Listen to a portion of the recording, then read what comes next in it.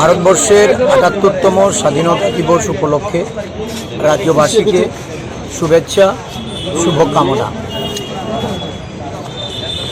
ভারতবর্ষের স্বাধীনতার যুদ্ধে যারা শহীদ হয়েছেন বীর সেনানীদের, তাদের আজকে আমরা শ্রদ্ধাঞ্জলি জ্ঞাপন করছি,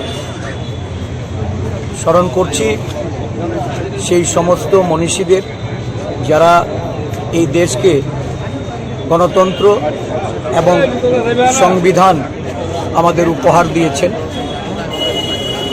আমাদের দেশে এই বৈচিত্র্যের মধ্যে যে ঐক্য, নানা ভাষা, নানা মত, নানা পরিধান, এই সংস্কৃতি এবং আমাদের কৃষ্টি আজকে ১৪০ কোটি মানুষের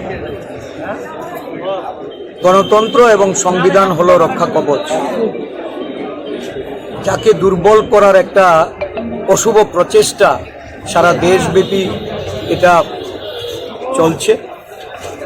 আমরা সমস্ত দেশের জনগণ এটাকে প্রতিরোধ করার জন্য, আমাদের গণতান্ত্রিক প্রতিষ্ঠানগুলিকে রক্ষা করার জন্য, যে প্রতিষ্ঠানগুলির অপপ্রয়োগ করে যারা চালাতে চাইছে তাদের বিরুদ্ধে ঐক্যবদ্ধভাবে দেশের জনগণকে নেমে আসার জন্য সংকল্প গ্রহণ করতে হবে। জাতীয় কংগ্রেস আজকে অঙ্গীকারবদ্ধ দেশের সংবিধান রক্ষা করতে, দেশের গণতন্ত্রকে বাঁচিয়ে রাখতে।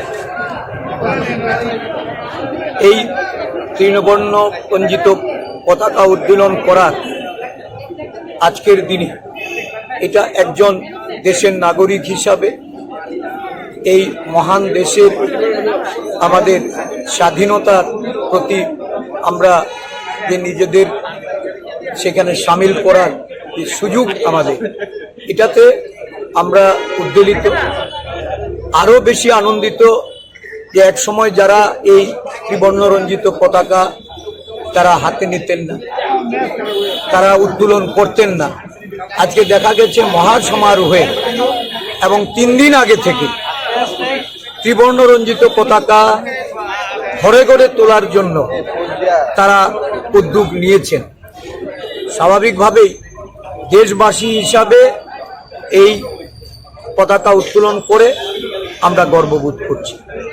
প্রদেশ কংগ্রেসের পক্ষ থেকে আবারও সমস্ত এই আমাদের যারা নেতৃবৃন্দ, কর্মকর্তারা এখানে উপস্থিত হয়েছেন তাদেরকে আমি কৃতজ্ঞতা ভরা ধন্যবাদ জ্ঞাপন